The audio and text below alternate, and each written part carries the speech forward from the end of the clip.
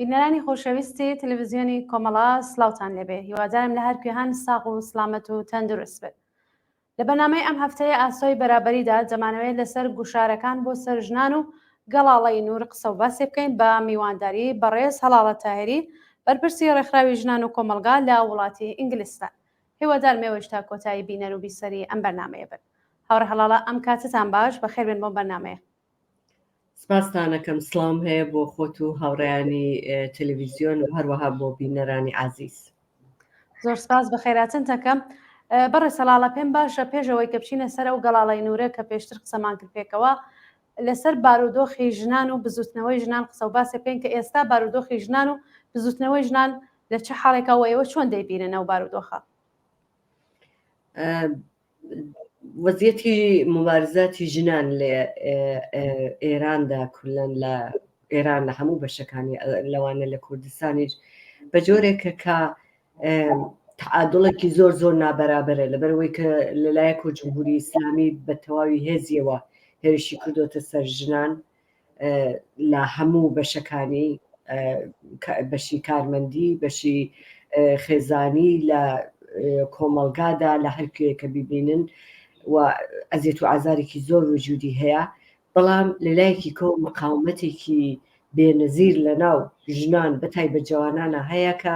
بە هیچ عنوان حاضر نین پاشەکشێ بکەن. یعنی ئەوەی کە ئینسان لێکی باتەوە بڵێ کام لایەنە قەویە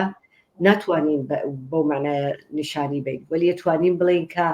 لە مەقابلی دەرەندەترین ڕەفتاری یەک حکوومەت بەرامبەر بە ملەتی خۆی کە ئەیکا ئیتر گەیشتوتە حدێکی بێنەهایەت سەخت کە غێری قابلی تەحملە، بەڵام ئەو تەرەف بە هیچ عنوان ڕەزایەت نادا، بە هیچ عنوان حاضر نییە بگەڕێتەوە بۆ شرایەتی 1 ساڵ لەوە پێشی. ئێمە ئاگادارین کە لە چەند ساڵی ڕابردوو لە 45 ساڵی ڕابردوودا ژنان زۆر زۆر مقاومەتیان کردووە بەرامبەر بە قوانینی جمهوری ئیسلامی لە شکلی قانونی ئاساسیەکەیدا، هەروەها زۆر زۆر مقاومەتیان کردووە بەرامبەر بە هەموو کۆنەپەرستی کە لە ناو کۆمەلگای ڕۆشتەکە هەر بە کۆمەکی خودی جمهوری ئیسلامی ڕۆشتەکە، لەبەرەوەی کە هەموو جومعەیەک لە مزگەوت و لە خوتبەکانی ڕۆژی جومعە ئەمان تەبلیغەکەن کە چۆن لەگەڵ ژنان ڕەفتار بکەن، چۆن بێحورمەتی بکەن، وەکو بەردەچاویان لێ بکەن، ئەمانە مڵکی ئێوەن. لە هەموو خوتبەیەکەوە کە باس لە بەرچاوی بگرین 45 ساڵە ئیقاتە ناو مێشکی بەشێک لە جامعە، لە کۆمەلگایە، لە دەوڵەت، لە محیتی کار، لە مەدرسە، لە دانیشگا، لە هەموو ئەمانە فشار لەسەر ژنان بووە. بەڵام تەسەووری بکە لە هەموو ئەم 45 ساڵشە هەمیشە مقاومەتی ژنان بەرامبەری بووە، هەتاکو ئیمڕۆ بە تایبەت لە 4 ساڵی ڕابردوو بۆ بە تایبەت لە 2 ساڵی ڕابردوو بە دوا ئەم شۆڕشە ئینقلابیە کە دەستی پێکرا و ئەم ئێترازاتانی کە ژنان بوون بە پەرچەمداری ئیتر گەیشت بە حدێک کە ژنان ئەوەندە بە بلوغێکی سیاسی گەیشتن کە حاضر نین یەک پلە بێنە خوار لەو خواستێک هایانە. یەک حجاب قبول ناکەن، 2 ئەپارتایدی جنسی قبول ناکەن، حاضر نین جیا ببنەوە لەسەر ئەو مەسلەیە کەوابوو کێشەیەکی زۆر زۆر توولانی لە ساڵهای ساڵەوە بەرهەمی هێناوە ژنانێکی زۆر قودرەتمەند، نەسلێک لە ژنانی زۆر قودرەتمەندی دروست بووە ئیتر ڕەزایەت نادا بەم شرایەتی کە جمهوری ئیسلامی ئەی هەوێ ئیدامەی باپێ. ئەمە وەزیەتی ژنانە لە بازاڕدا، لە کوچۆکۆڵاندا، لە محیتی کاردا. هێشتا ئێمە مقاومەتی ژنان ئەبینین بەو ئەندازەیە مقاومەت لەلایەن دەوڵەتەوە کە ئەکرێ لە مقابلی ژنانە، ژنان قەویترە لەبەرەوەی کە بەشێک لە کۆمەلگاش لە پشتی ئەوانن و دفاعیان لێەکەن. بەڵێ هاوڕێ هەلاڵە زۆر سپاس دەکەم. هەروەکو خۆشتان ئاماژتان پێ کرد 45 ساڵە ژنان بەرامبەر بە کۆماری ئیسلامی و ئەو ڕژیمە کۆنەپەرستە مقاومەت نیشانەدەن. ئێستا هەر ڕۆژە بینین لە 45 ساڵی ڕابردوودا هەر ڕۆژێک و گەڵاڵەیەک بە ژنان داهستەبێنێ بەسەر ژنانە. ئێستاش گەڵاڵەی نور بەڕایەوە ئەم گەڵاڵە چییە و تا ئەم گەڵاڵە تا ئێستا گەیشتووە بە کوێوە هۆکارەکەی چییە کە ئەم گەڵاڵەیە دووبارە هەر بە ژێر ناوی گەشتی ئێرشادەوە دووبارە هاتووەتەوە؟ بەڵێ ئەوەڵام کە خودی طرحی حجاب هەر لە ڕۆژی ئەوڵە کە جمهوریە ئیسلامی هاتوۆتە سەرکار کە مقاومەتی کردووە ژنان و حەزر نەبوو قبولی کە، بەڵام ئەوان بە ئەنواعی تەرەح لە محیتی کار مەسەلەن تۆگە حجاب لەسەر نەبێ ناتوانانی بچی بۆ مەدرسە، ئەگەر حجاب بەسەرەوە نەبێ لە کار بێکارەکەی، ئەگەر حجابت بەسەرەوە نەبێ ناتوانانی بچی بۆ دەرمان و دکتور و ئەوانە ئیسفادە بکەی، ئەگەر حجابت بەسەرەوە نەبێ لە گەشتی ئێرشاد بەڕابەتی توانێ بتبا بۆ زیندان ئەنواعی تۆهمەتت بۆ دروستکە، ئەگەر حجابت بەسەرەوە نەبێ ناتوانانی هیچ مەدرەکێک بدی، ناتوانانی هیچ مسافرەتێک بکەی، ناتوانانی هیچ دەسەڵاتێک نییە. بەڵام لە عینی حاڵ حجاب بۆ خۆی وەکو دەواازەیەک وایە یەکسەرە ژنانە باتە ناو زیندانێک کە واداریانەکە بە هەموو شرایەتیش لە دینی ئیسلامە، لە ئاینی ئیسلامە و لە قانونی ئەساسی جمهوری ئیسلامی دامەزراندراوە. کەوابوو لە چەند ساڵی ڕابردووشدا وەختێکم متوجه بوو دەرەقەتی ژنان نایە، هاتن تەرحێکیان دروست کرد بە ناوی تەرحی ئیفاف و حجاب کە خۆتان ئاگادارن کە هەر لە ڕۆژەکانی ئەوەڵەوە ژنان بەڕاستی بە مەسخەرەیان کرد، بەڕاستی وایان لێ کرد ئەسەن هیچیان پێوە نەهێشت،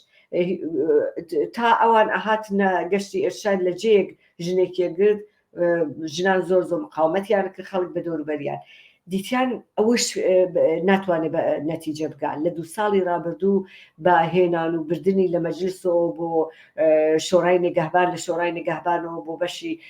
گەشتی ئێرشاد و ئەوانە مەعمولیەتیان پێ بدەن، دیتیان ئەسڵەن ناخواتوە لەگەڵ ئەم نەسلە جەوانە، ئەم جامعەیە کە ئێستاوە خرۆشاوە بەرامبەر بە جمهوری ئیسلامی، ناتەوان بوون لەوەی کە وەکو تەرح وەکو قانونێ بیهێنەوە بڵێن ئەمە قانون ئەبێ لەمە دووە هەموو ڕعایەتکەن. زۆر تەلاشی بوو بەشێک لە تەرحی ئیفاف و حجابەوە بوو کە خەڵک هەڵخڕێنێ بەرامبەر بە ژنان، حتا دایک و باوک هەڵخڕێنێ بەرامبەر بە کچی خۆی، بەرامبەر بە هاوسەری خۆی وە بڵێ کە ئێوە مەسئولن لە مەقابلی ئەوەی کە کچەکەتان هاوسەرتان حجابی بەسەرەوە نییە. وەختێک کە دیتی ئەوە ناهێنێ لە بەشێک تەرحی ئیفاف و حجابە بوو، ئەڵبەتە هەر لە ئەوەڵیشەوە کە ئێمە لە ئەوەڵۆ سعیەکەین بە ئارامی بەرخۆت بکەین، ئاموزشیان بین، کۆنترۆڵ بکەین، ئەگەر قبولیان نەکرد جەریمانەکەن، ئەگەر قبولیان نەکردن ممکنە باسخاستیان کرد. هەموو ئەوانیان بە مەسخەرە گرت، ئیمتحانی هەموو ئەوانیاندا لە حزوری ژنانە، ژنان لە مقابلی هەموو ئەوانیان مقاومەتیان کرد. ئەم سەفەرە لە دوا ئەو قیزەشایە متوەجه بوون کە لەبەی پەرتگان خۆیان بپارێزنەوە، هاتن چیان کە کوتیان ئێمە ئەبێ ئێعلامی جەنگێکی جدی بکەین. ئەلعان جمهوری ئیسلامی دوو جبهە شەڕەکە، جبهەیەکە کە شەڕەکە لەگەڵ لە تەریقی نیروهای نیابەتی خۆی لە دەرەوە، جا هەر کەسێ بێ بۆ ئەوی کە دووبارە خۆی تەحکیم کاتەوە، شەڕێکەکە ناوخۆییە کە لە ناو جامعەیە لەگەڵ ژنانی ئێلام کردووە، یعنی جەنگی نەهایی ئێلام کردووە، شەڕێکی زۆر جدیە، حتا شەڕی میلیتانتەکە. ئەو ڤیددیویانێک کە ئێمە ئەیان بینین کچانە خەنەوە پەتوو یان ڕایانە کێشنیوی بەدەنیان بە دەرەوەیە بەدەنیان ئەکوشن ئەزیەتیانەکەن، ئەوە شەڕی میلیتانتە، شەڕی تەنبەتەنەکە لەگەڵ ژنانی ئەکەن. ئەو شەڕێک نیابەت لە تەریقی نیابەتیەکانەکە شەڕی ئێمەنیە، هەمومان نەزانین شەڕی ئێمەنیە و قبولیشمان نییە، مەجبوریش نین تاهودمان بە هیچ شتێک هەبێ، شەڕی خۆیەتی ئەیدۆڕێنێ نایدۆڕێنێ بە خەڵک مربوط نییە، خەڵک نابێ بەشداری بکە، خەڵک نابێ خۆی پێوعەت بکە، خەڵک نابێ فکری لێ بکاتەوە. وەلی ئەو شەڕی کە مربوط بە ژنانە شەڕی ئێمەیە، لەبەرەوەی کە ئەگەر ئیمڕۆ بە تەرحی نور خەریکن ئیهانەکەن بە جسمی ژنان، ئیهانەکەن بە شخصیەتی، ئیهانەکەن بە ڕۆح و وجدانی ئەو ژنە، ئیهانەت دەکەن بە مێنتالیتەی ئەو ژنە بۆی کە بیشکێنن، بۆی کە ئەزیەتی کرد، بۆی کە وردی کرد لەبەر چاوی جامعە. ئەو شەڕی ئێمەیە، شەڕی دایک و باوکەکانە، شەڕی برایە کە لە حەقی خوشکی ئاکرێت، شەڕی هاوسەرە کە لە حەقی هاوسەرەکەی ئاکرێت، شەڕی دراوسەیە کە لە حەقی دراوسەکەی ئەبینێ کچەکەی ڕائەکێشن و کچەکەی چۆتە زیندانەوە و کچەکەی جەریمە کراوە، کچەکەی ئەزیەت کراوە، کچەکەی ئیهانەتی پێکراوە. ئەمە شەڕی خانەوادگی و شەڕی ملەتێکی گەورەیە کە لە حەقی بەشێک لە کۆمەلگا ئاکرێت. بۆیە ئەبێ بە خۆمانی بگرین، ئەبێ لە مەقابلی ڕاوەستین. تەرحی نور ئەی هەوێ ژنان بترسێنێ، دەبینێ ڕوبەڕووە هەموو ڕۆژێ لە خیابان کەبینێ کچ لێی ناترسن، هاوارەکەن بۆی ئەقیژێنن، بۆی کە ئایان هەوێ دەوروبەر ئاگاداری خۆیان کەن کە بێن بە کۆمەکیان، کەوا بووە بێ بچن بە کۆمەکیان. جوابی تەرحی نور دروست وەکو زمانی ئینتفازە وایە کە خەڵک بەبێ ئەسلحەش ئەچوونە شەڕی ئیسرائیلیەکان کە فەلستینیەکان کە مقاومەتیانە کرد دروستە خەڵک لە بازار ئەسلحەی بەدەستەوە نییە بەڵام بە باوەش پێکردن بەو گروهەیە کە خەریکن کچێگەگرن کچەکەی لێ دەست دەربێنن هوڕای ئەو خەڵکە بکەن مانگی خەڵکن نوعی مقاومەتی جانانەیە لە مقابلی نیرویەکی نظامیە کە ئەی هەوێ ئەم بەهێزە بەسێنێ تەرحی نور موفق نابێ وەکو تەرحی ئێفاف حجاب دووبارە سەری لەبەر دەدرێ لەبەرەوەی کە ئەوڵەن لەگەڵ هێزێکی زۆر قەوی بە ناوی نەسلی دەهەی هەشتادی ژنان ڕوبەڕوون و ئەم نەسلش سپێمی خۆی گرتووە ناش کچێتە دواوە دووەمە لەگەڵ جنبشهای دیکەش دەرگیرە ئەم جمهوری ئیسلامی جنبشی کاریگەری قەویە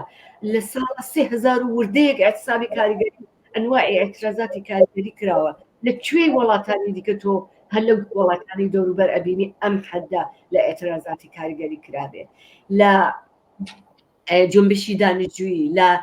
جنبشی بازنشستگان کە زۆر قەویە بەقەت جنبشی فەڕەنسا خەریکە مقاومە دەکات لە مقابلی جمهوری ئیسلامیە ناترسێ بۆ سن و ساڵی بەو نەخۆشیی بۆ موقعیەتە جسمیە کە هەیەی بە ئەوەی کە ممکنە هەموو نانەکەی لێ ببڕن بەڵام هێشتا هەر مقاومە دەکات لە مقابلی جمهوری ئیسلامیە خودی بازنشستگان دێن دفاعەکەن لە ژنان و ئەڵەن کاتان بە حجابی کچانی ئێمە چ داوە لە کۆریان ناکەنەوە ئیتلاعیەهای زۆر باشمان لە بەشێک لە جنبشی کاریگەری بیست کوتی دەست هەڵگرن لە دەست کچانی ئێمە دەست هەڵگرن لە مەسەلەی حجاب مەملەکەتان بە فەلاکەت گەیاندووە اقتصاد لە نەهایەتی بەشێک فاجعەدایە ئێوە فقط خەریکت انتقام لە ژنان وەرە مەسەلەی حجاب ئەمانە هەمووی بەشێک لە ئەترازن بەشێک لە پشتیوانین کە ئەم جنبشانەی کرد بەڵام کافی نییە دیارە لە مقابلی تەرحی نورە کە خەریکە ڕۆژ بە ڕۆژ عەزیز و ئازارەکە مقاومەتی ژنان بە تەنهایی کافی نییە خودی جنبشی ژنانی جەوازانێ جنبشی ژنان احتیاجی بە پشتیوانی وەسیع لەسەر جامعەیە لە هەموو سەتحێکە هەیە لەبەرەوەی کە بە تەنیایی ناتوانێت بەشەڕ بێت لەگەڵ جمهوری ئیسلامی بۆ حرەکەتێکی ئاوا ئینسانی تەسەوەر بکە ئەگەر ژنان موفق بن حتا لە تەرحی حجاب و لە مەسەلەی حجاب و لە مەسەلەی ئاپارتایدی جنسیە دەزانی چەند هەزار ژن لە محیتی کار ئازاد دەبن بەدەست گەرمای بێنەهایەتی هاتینا کە بە حجابەوە ئەوێ کار بکەن کە چەندە ئەسووتێن و ئەبژێن و تووشی ئەنواعی نەخۆشی‌های جنسی و ئەنواعی نەخۆشی‌های حتا ڕەوانیە بن بەخاتر مەسەلەی حجاب چەندە ژنان ئازاد دەبن لە محیتی دانیشگا لە محیتی مەدرسەیە کە بە ئارامش دەرس بخوێنن ئەمە لایەکێتی کە سەرکەوتنی جنبشی ژنان کۆمەک بە باقی جنبشەکانی کە لە لایەکی جنبشەکانیش جنبشهای دیکەش ئەگە ئەترازاتیان سەرکەوێت جنبشی کاریگەری ڕێگە بۆ جنبشی ژنان ئازاد دەکات زۆر ئاسانتری کاتەوە لێرەیە کە معلومەکە ئەم جنبشانە چەندە احتیاجیان بە یەکتری هەیە تەرحی نور فقط بە یەکگرتوویی ژنان و پیاوان لە جامعە شکست دەخوا ڕەبتی بە ئەسلحەشەوە نییە ڕەبتی بە مبارزەی لەحزە بە لەحزەی ژنان و پیاوانە لە مقابلی هەر حرەکەتێکی ئەم گەشتی ئرشاد کردووە ژنانەکەون هەرچی زۆرتر ئەم مقاومەتە بکرێت گەشتی ئرشاد دووبارە ئەگەڕێتەوە دوا دروست وەکو مەقتەعی خزیشی انقلابی ژنجیان ئازادی کە هاتن لە ترسانە لە ترسی خەڵک خۆیان نەشاردەوە بۆ ئەم تەرحی نورەش تەنیا ڕێگەی ئەوەی کە جارێکی کە بڕژێنە خیابانەکان ئەو جەشن و سرورە بگرن دووبارە بە تایبەت کە ئەم خەبەری ڕئیسیەش بووە ئێمە ئاگادارین کە خەڵک لە ماڵەکانی خۆیان بۆ ئەم جەلادەی دەهەی شەست کە چەندە ئینسانی کوش یەکێک لەوانە پارتنەرێکی خۆم بوو چەندە جێژ و شادیەکەنەوە شانەی نفرەتی عەزیمی میلیۆنها کەسە لە ئێران دێ هەر بەو ئەندازەیەش نفرەت هەیە بەرامبەر بە حیجاب هەر بەو ئەندازەیەش نفرەت هەیە بەرامبەر بە جیای ژن و پیاو لە یەکتری هەر بەو ئەندازە نفرەت هەیە لە برسیەتی لە بێکاری لە بێبێهداشتی لە بێ دکتوری لە بێ ئیمکاناتی بۆ هەموو ئەوانە ئەم شادیەی کە ئەیکەن ئەبێت تەبدیل ببێت بە مبارزاتی دەستی جەمعی بتایبەت دفاع لە ژنان چونکە ئیمڕۆ ژنان پەرچەمداری ئەم ئێترازە جدیەن ئەم شەڕە جدیەن لە مقابلی جمهوری ئیسلامی بەڵێ زۆر سپاس بەڕێز هەلاڵە پێتان وانە هۆکاریکەی ئەوەیە کە هۆکاری ئەو هەموو توندوتیژیە بەرامبەر بە ژنان لە شەقامەکان و لە کۆمەلگادا کە ڕژیمە نوێنێت بۆ ئەوەیە کە پێش بە بەرەو پێشچوونی شۆڕشی ژیان ئازادی بگرێت؟ 100% ئەوە بەشێکیەتی ئەڵم جمهوری ئیسلامی لە چەندین جبهە دەرگیرە لەگەڵ خەڵک جنبشی کاریگەری کۆتانایەت بە اعتسابەکانی و ئەی هەیە بڵێ من وجودم هەیە من حزورم هەیە ئەگە متشەکل ببم زۆر قەویە بم جارێکی کەشی نفتەکانەکە ببەستم ئێوە هەمووتان فەشەلە بن هیچ ناتوانن ڕوبەڕوە لەگەڵ اعتراضاتی ئیجتماعی دیکە بەڵام لەسەری هەموو ئەوانە خەریکە ناموس و شەرەفی مەذهبی کەوتۆتە گرە و ئەوی ژەوەیە کە ژنان داویانە لە ژێر هەموو ئاینی ئیسلامی ئەڵەن مەذهبمان قبول نییە نەسلی داهەی شەست ممکنە بەشێک لە ژنان بێن بڵێن ئێمە فقط مشکلمان لەگەڵ حیجاب هەیە مشکلمان لەگەڵ ئەپارتایدی جنسی هەیە بەڵام ئەساسی نسلی دەهەی هەشتاد ئەم نسلە جەدیدە ئەڵێ با بگە من مشکلم لەگەڵ مەذهب هەیە من مەذهبم قبول نییە لە ژیانی خصوصیمدا مەذهبم قبول نییە لە دەخالت بکە لە تعلیم و تربیەتی من هەتا بەجێگەگەم مەذهبم قبول نییە بۆ ئیدامەی ژیان و رابطەی جنسیم رابطەی زەراشوییم دەخالت لە نوعی زندگی من بکە مەذهبم قبول نییە بۆ ئەوی کە چۆن تربیەتی منداڵی خۆمەکەم تربیەت وەرەگرم لە جامعە لە ناو کۆمەلگایە مشکلیان لەگەڵ مەذهب لەگەڵ ئاینی ئیسلامی هەیە ممکنە بەشێک لە کۆمەلگا هەمچنان اعتقادیان بە مەذهب بێت بەڵام ئەو نەسلە جەدیدە ئەی هەوێت دەستی مەذهب لە حکوومەتداریدا لە مەسئلەی ژندا لە مەسئلەی ژیانی خصوصی و هەموو نیازێک کە هەیەی ببڕێتەوە پاکی کاتەوە هەر بۆیە هەوڵەیەن بۆی کە لە زۆرێک لە شعارەکانی ئەم جنبشانە لە جنبشی کرێکاری بازنشستگی پەرستاران دکتورەکان محەسڵین دانیشتووین ژنان لە سەرەوەی هەموو ئەوانە باسی دیایی دین لە مەذهب جیایی دین لە مەذهبەکەن جیایی دین لە دەوڵەتەکەن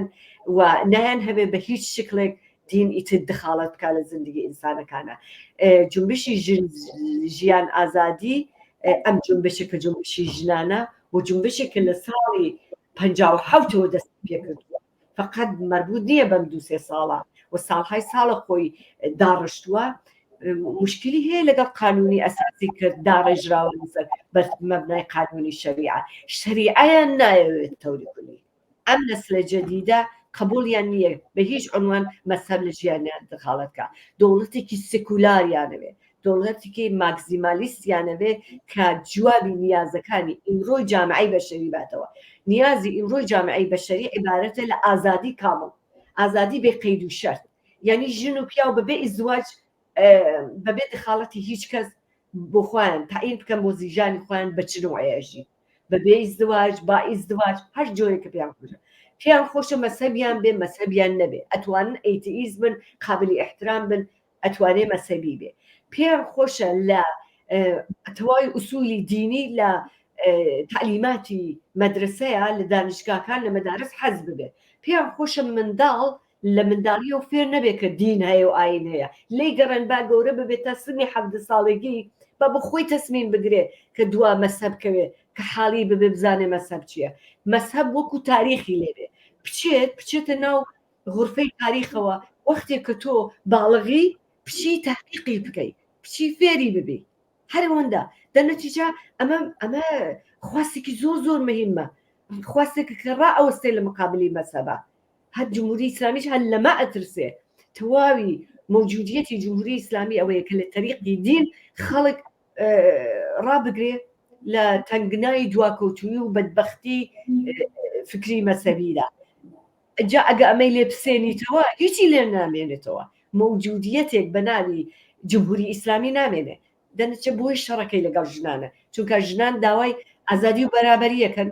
ژنان داوای لابدنی حجابکە حجاب پەرچەمی جمهوری ئیسلامیە جا تۆ ئەو لێ بسێنیتەوە هیچێکی نامێنێ تێکڵاوی ژن پیا و ئەساسی جمهوری ئیسلامیە جا ئەوەی تۆ لێ بسێنیتەوە هیچێکی لێ نامێنێ معلومە کە شەڕی جمهوری ئیسلامی لە دەرەجەی ئەوڵا لەگەڵ ژنانە لەبەرەوەی ژنان خەریکن لێ ئەدەن لە پایەهای عەسکەری ئەم ڕژیمە ئەوان کە 45 ساڵە دڵیان پێخۆش کردووە ئەنواعی نوروهای نیابەتیان لە وڵاتانی لوبنان و لە هەموو جەیەک دروست کردووە بەو ناوە شخصیەتی ئەکەوێتە ژێر سوال ڕۆژێک بە ناوی ئیسلامی سیاسی هات خۆی قدرەتمەند کرد ئیمڕۆ هەر ئەو ئیسلامی سیاسیە لەگەڵ خۆی کەوتۆتە خەتەرەوە لە تەریقی کێ لە تەریقی ژنانەوە هاوڕێ هەڵاڵە یەکێک لە کاربەدەستانی کۆماری ئیسلامی من لێرە ناوەکەیشم یاداش کردووە لەگەڵ هەواڵێری فارس و توێژی کردووە وتویە حجابی ئیجباری فەراتر لە یەک ڕووسەریە ئەبێ دەوڵەت یان نظام ئەم سەنگەرە وەربگرێتەوە بۆەوەی کە ئەگەر ئەم سەنگارە لە دەستبین هەموو سەنگارەکانمان فەت بووە و ئەتر هیچمان لە دەست دەنایە ئێوە ڕاتان چێت لەسەر قسانە دقیقاً هەروەکو کوتم مەسەن لە ئوروپاژم بەحسە هەیە ئەڵەن حجاب انتخابیە کەسێک پێی خۆشە لەسەری کاخەشێ خۆش نییە لەسەری نەکات بەڵام بە تۆری واقعی لە ئەم کمیونیتیانە ئێرش دیروهای ئیسلامی زۆر تەبلیغەکەن بۆی کە ژنان وادارکەن حجاب لەسەرکەنەوەوە تا حدودێکیش موفق بوون بەداخەوە تەماشاکە حجاب دەواازەیەکە کە ژن واردیە بێ کە وارد بووی یعنی تۆ بێ چەند هەمسەری قبولکەی کە وارد بووی یعنی بێت تۆ لە هاوسەرت قبولکەی کە تۆ جنسی دووەمی کە وارد بووی ئەگەر منداڵ بوو حەقی حەزانەت و هەموو شتێک بە دەست هاوسەرە کە واردی ئەو دەواازە بووی ئەتۆ حەقی تەلاقن نییە ئەتۆ بێ ئیجازە لە هاوسەرت وەرگری کە بچی بۆ کار کە بچی بۆ مسافرەت کە بچی ئیدامە تەحسیل بی کە بچی حتا معاشرەت بکەی لەگەڵ محیتی دەوروبەری خۆتت بۆ هەموو شتێک ئەبێ ئیجازە لە پیاو وەرگری پیاو مەسئولی تۆیە پیاو مەأموری خوایە کە مەأموری کردووە بۆی کە هەم حفاظت لە ژن بکە بە ڕەوشی ئیسلامی چونکە شەرەفیەتی ناموسیەتی ئەموالیەتی جزی ملک و ماڵیەتی ئەبێ حفاظەتی لێ بکە نابێ بهێڵێ کەس دەست درێژی پێ بکە کە تۆ حیجابەت قبول کرد یعنی ئەبێ باقی شتەکانی کەش قبولکەی پاکەتێکە بەسەر یەکەوە یەکشت نییە زۆر ئەم بەحسە لە ئوروپاش ئەکرێت بەداخەوە وەلی حقیقەتی مەسەلەی حجاب ئەوەیە بۆیش بۆتە پەرچەمی جمهوری ئیسلامی چونکە ئەگە تۆ ژنت وادار کرد حجاب بەسەرتەوە بێ یعنی لە واقع تۆ پەرچەمەکەت ئاڵاکەت بەرز کردوتەوە بە هەموو ئەهدافەکانت گەیشتووی یعنی ژنت کۆنترۆل کردووە یعنی ژنت بردۆتە ناو قاموسی یەک جنسێکی معەن کە قابلی کۆنترۆڵە بەدەست ئەفرادێک کە ئەوانە خۆیان بەندەگانی خوددان کە خوددا فەرمانی پێداون بۆ جۆرەیە دەنەتیجە فقط یەک تیکە پارچە نیە بەڵکو یەک دانە پاکەتی کامەڵە لە بەردەگی ژن واردبوونی و تەحمیلبوونی پێی و بێحورمەتی بە عنوانی یەک ئینسان کە لە پەناچیە ئیتر جمهوری ئیسلامی ئەم مۆدەلی ئەپارتایدی جنسی مەسەن ژنانەگە حجاب بەسەریانەوە بێ خۆگە تێکەڵاویشیان باوجودی و حجابیشیان بەسەرەوەیە باس هەم گیانەکاتەوە لەگەڵ ژنان لە پیاوان لەبەرەوەی کە ئەمانە جنسایەکی زعیفن ناتوانن دەست درێژیان پێکرێ ناتوانن دفاع لە خۆیان بکەن باشترە کە دوور بکرێنەوە لە پیاوان لەحزە بە لەحزە مەرحەلە بە مەرحەلە ژنانە خەنە موقعەتێکی فەوق العادە پاستەوە هەتاکو ئەو ساڵەکانی ئەوەڵ کە لە بیری تۆیان نییە لە بیری منایە داخەکەی لە دڵی منایە کە خیابانەکانی تاران و سنە و مەهابات وانە تماشاکردن ژنانیان کردبوونە ناو کیسەیەکی ڕەش ئەگینا نەیانتوانی بێنە دەرەوە ئەگینا ئەسیریان بەدەموتراوەکردن ئەگینا یەکسرە بەسەر و شوێنیانەکردن ئەیان بردن بۆ زیندان هەتا مەرحەلی ئەعدامە ڕۆژ دەرەچێت بەڕەدیف تماشات دەکرد ژنانە ڕۆشتن لە یەکلا یا ژنان لە ئۆتۆبوس دانیشتن دەتگوت کیسەی ڕەشن ئەو کەی جامعە ئینسانیە دوو نەسلیان ئاوە کوش بە لە حازی ڕەوانی بە لە حازی جسمی بە لە حازی ئینسانی دوو نەسلیان نابود کرد بەو شێوەیە ژنان لەگەڵ دوشمنێکی ئاوا ڕوبەڕوو بوون لە 45 ساڵی ڕابردووە مقاومەتیان لەگەڵ کردوون کەوابوو حجاب بەڵێ حجاب واقعەت فقط یەک تیکە پارچەنیە کە لەسەری ئەەکەی وە خۆت دائپۆشی وە گوایە خۆت مەحفوظەکەی قبولی بکەی بۆ حجاب یعنی ئەبێ مەرحەلە بە مەرحەلە بڕۆی لەگەڵ ئاینی ئیسلامی 1400 ساڵەوە پێش قبولی ناکەی یەخت دەگرن چونکە تۆ پەرچەمێکت بەدەستەوە گرتووە کە پەرچەمی جمهوری ئیسلامیە بۆ لەژێر ئەو پەرچەمە سەدان ئایە و سەدان دەستور بۆ تۆ هاتووە کە تۆ بێڕایەتی کرد کە بەداخەوە لەم وڵاتە ئوروپایانە چونکە بە ناوی دموکراسیەوە کارەکەن مقدارێکی زۆر مۆفق بوون لەو کمیونیتیانە ئەو کارایان کردووە وەظاهرە ناڵەن ژنان فقط حیجابیانێ بەڵام ئازادیانەیە من کارەکەم لەگەڵ ئەو ژنانە باوەڕیت بێ ئەڵێ لە گەڕەکەەکانی تاران و سنە و ئەوانە کە ئێرشادی گەشت بە شوێنیانەوەیە براکانیان بە شوێنیانن کمیونیتی مسلمانەکانیان بە شوێنیانەوەن ناوێرن خۆیان نەخن کچ هەیە لە مەدرسەی ئینگلیس هەتا دێتە نزیکی مەدرسە حیجابی بەسەروێ کە دێت ماشە دەوروبەری خۆیەکە حیجابەکەی لا ئەچێت ناو کەلاسەکەی لەبەرەوەی کە پێی خۆشەوەکو باقی ڕفیقەکانی کەی بێ ئەمجا ئەگەڕێتەوە سەری کوچە حیجابەکەی بەسەرکە تۆ ناوی ئەوانی ئینتخاب معلومەکەەوە ئینتخاب نییە ئەوە جەبرە ئەوە فشارە ئەوە عەزیت و ئازارێکە پێی تەحمیل بووە جا تەسەوور کە لە شکل قانونی و دەوڵەتیە لە ئێران ئەمە تەحمیل کراوە بە ژنان ئەڵێ هەڕێ هەڵاڵە ئاسۆیەکی ڕۆن لە پێش بزوتنەوەی ژنان و ژنان هەیە بۆ بەرەو پێشچوونی ئەم ئاسۆوە دەبێت چی بکرێ بەڕایەوە بەرەزەی من ئەم ڕێگەی کە جنبشی ژنان بەعام کە دەستیان پێکردووە و جنبشی ژنانیش خۆ دەزانی ئیتر متەنەوەعە لە سۆسیالیستەوەتیایەتی حتاکو و بەشی ڕاستیشی کە هێشتا هەر هێشتا شعاری ژیان ئازادیەدان بەنەوەی مخالفی حجابە مخالفی ئاپارتایدی جنسیە زۆریش فعالە بۆ حقوقی ژنان هەتاکو سۆسیالیستەکان کە ئازادی بێ قەید و شەرتی کامڵیان بۆ ژنان دەوێ جامعەیەکی زۆر بەرابەریان بۆ ژنان دەوێ ئەمە هەمووی لە جنبشی ژنانە هاتوون حتا ئیمڕۆ کە هاتوون دەبێ هەر ئیدامە بن نابێ ڕاوەستن یەک زەڕە تا بێن دووبارە جمهوری ئیسلامی خۆی زاڵە کاتەوە بەسەرە نابێ کۆتا بێن وە کوتەش نەهاتوون لازم ناکە ئێمە پێیان بڵین ئێمە فقط قەدردانیان لێ یەکەین کە چەندە غەیور و باشەهامەتن بۆ خواستێک کە ڕەئیان پێداوە بۆ خۆیان ڕەئیان پێداوە بۆ خۆیان حازمین ئیتر پشتن ژێرباری ئەو وەزیەتە ئیدامەدانی زۆر مهمە وەلی لە عینی حاڵیشە ئەبێ بزانن کە بە تەنیایی ناتوان بەسەرنجام بکەن ئەمە زۆر مهمە چونکە ئەوان لەگەڵ دەوڵەتێکی زۆر هار تەرەفن کە هەتاکو ئەو دەوڵەتە لەسەر کار بێ مەجبورن هەموو ڕۆژێ ئەم شەڕە قورسە بکەن جابەوەی کە مەجبور نەبن تەواوی ئێنەرژیکار بۆ ئەم شەڕە قورسە هەتا ئاخری ئەمر هەر ئیدامە بن دەبێت لە بینی بەرن ئەم ڕژیمە و بۆ لە بینبرنی ئەم ڕژیمە احتیاجیان بە متحید هەیە احتیاجیان بە جنبشی کرێکاری هەیە اتحادیان بە دانیشتوەکان هەیە احتیاجیان بە هەموو جامعە هەیە احتیاجیان بە ئەحزابی سیاسی هەیە کە لەگەڵیان بن و چۆن ئەتوانن ئەم پەیامی خۆیان بە ئەوان بگەین ئەبێ لە جنبشی ئەوانیش دخالت بکەن ئەبێ پشتیوانی جنبشی ئەوانیش بن ئەبێ پەیامەکان خواستەکانی خۆیان داوا بکەن وەختی هەرش چن بۆ هەر جنبشی پشتیوانیەکەن بڵێن لەگەڵمان بن لطفەن ئەم شعارانە بن لطفەن داوای لەغوی حجاب بن لطفەن داوای لەغوی ئاپارتایدی جنسی بن لطفەن داوای ئازادی کامڵ لە ڕاوابەتی جنسی و ئەوانە بن لطفەن داوای تعلیم و ئاموزشی ڕایگان بۆ ژنان بن بۆی هەرچی زۆرتر بچنە محیتی کارەوە لطفەن داوای مەهدی کودەکای ڕایگان بکەن بۆ ژنان با ژنان دەستیان ئازاد بێ بۆی بچن بۆ شوێنی کار با بۆ خۆیان دەرامەدیان هەبێ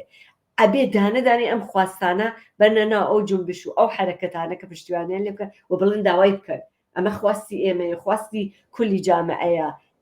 بیکەن بە عمومی لەگەڵمان پشتیوانیکردن لە جنبشەکانی کە یەکبوون لەگەڵیان بە ئیزافەیەوەی سووربوون لەسەر خواستەکانی خۆیان خواستەکانیان لیستێکی توولانیە لەگەڵ هەر فعالێکی ژن لەگەڵ یەک کچی 16 ساڵە قسە بکەی ئێستا لەم جامعەی ئێرانە باوەڕی بێ بەقەد من و تۆ ئێستا منێکە بەسەر ساڵ هاتە جوگەم هەیە لیستی هەیە لە خواستهای مدرن ماکزیمالیست کە ئەتوانێ بیخاتە بەردەستی هەر کەسێک و بڵێ من ئەم جامعەمەوێ من ڕێی بەم جامعەیەدەم ئەگەر لەگەڵمی منیش لەگەڵتم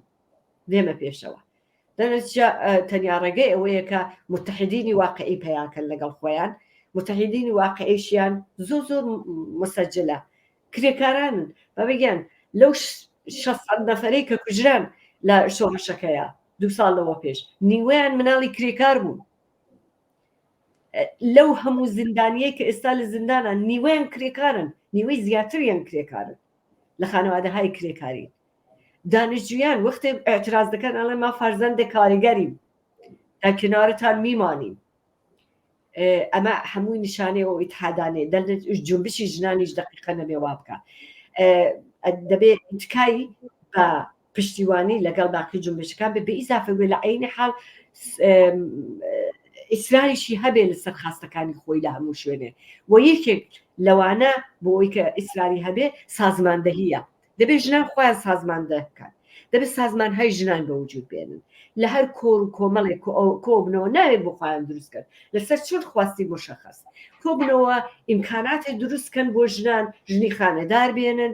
تەشەکلێکیان بۆ دروستکەن ژنانی دانیشتجوون تەشەکلێکیان بۆ دروستکەن ژنانی کارخانەن تەشەکلێکیان بۆ دروستکەن یا ئەو تەشەکلە یا ئەو جەمعە کرێکاریانە وەسڵکەن بە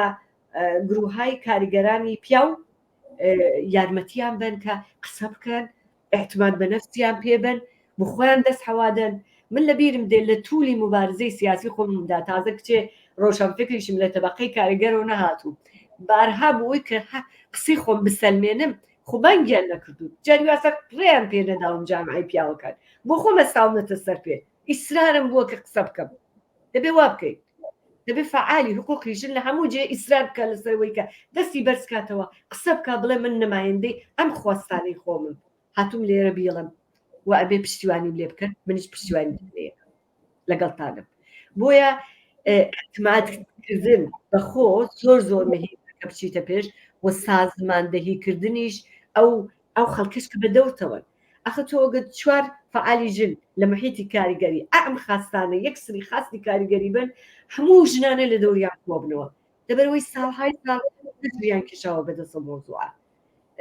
دەرنچ متۆجابین کە ژنانێکی زۆر حفاظەتیان لێکن فەورە نەبێت سازمانیان بن فەورە نەبێت لە دەوری ئەو خواستانە ناوێک دروستکەن بۆ خۆیان سازماندەهیەک بکەن کە کردویشیانە ئەم هەموو ساڵە مەزورمە ئێستا فرسەتێکی کەیە کە ئاوە لە مقابل تەحینورا لێستاون هەم بێ فوچەیەکیش پێیاکەن سازماندەهی بکەن نابێ هەر بەربڵاو بن ئەم بەربڵاویەش خەتەرناکە ئەگەر توولانی مدەت بمێنێتەوە لەبەرەوەی دوا ماوەیەک نیروەکە ممکنە ماندوو بوو بێ یا ئەزیەتی کەن یا تارمارکە تۆ بێ سازمانێکت هەبێ نیرویەکت هەبێ بە دەوری ئەو سازمانێک کە فەورەن بانگەواز بات نیروی تازە بێت بە کۆمەکی ئەو ئێترازاتانە سازمان ئەو بەستگی لەگەڵ جنبشەکانی دیکە اعتماد بە نەفست بە خۆت بێ کە شوعارەکانت خواستەکانت لە هەموو جێ بەریتە پێش ئەو شتانەیە کە جوپشی ژنانە بێ زۆر بەجددی بگرێ بەڵێ زۆر سپاس بەڕێزم سیاسەتم کۆتایی پێهاتکرد پێتان وایە قسێکەیە کە ئاماژەتان پێ نەکردووە فەرموون هەروەندە بڵێم لە رابطە لەگەڵ تەرحی نورە تەرحی نور شکستی تەرحی نور بە سازماندەهیە بە ئێترازاتی ڕۆژ بە ڕۆژە بە پشتیوانی خەڵکە بە پشتیوانی پیاوانە لە ژنە جارێکی کەش وەکو شۆڕشی ئینقلابی 1401 ئەو جنبشی ژنان کە هاتنە مەیدان جارێکی کە ئێمە بۆ شکاندنی تەرحی نور بە چاوی جمهوری ئیسلامی بکوتینەوە ئەوەیە کە پیاوان بێن پێ بە پێی ژنان لەم حرەکەتە حرەکەت بکە ئەگەر ژنێگە بینن کە لە لێفەیە پێچن نەزارەگەر نەبن فیلمی لێ نەگرن بڕۆن دەوری ئەو پۆلیسانە بگرن بە جەمعی پۆلیسەکان بترسێنن بەقەڵێن بڕۆن پشتیوانیکردنی لە ئەو حرەکەتانەی حرەکەتی ڕۆژ بە ڕۆژی ژنان احتمال بە نەفس بە ئێترازاتی زۆرتری ژنانەدا وەلی ئەگەر بە تەنیا بمێننەوە دووە ماوەیەک زۆرێکیان دەستگیرەکەن ماندویانەکەن نابێ بهێڵین هێزەکەمان ماندوو بێ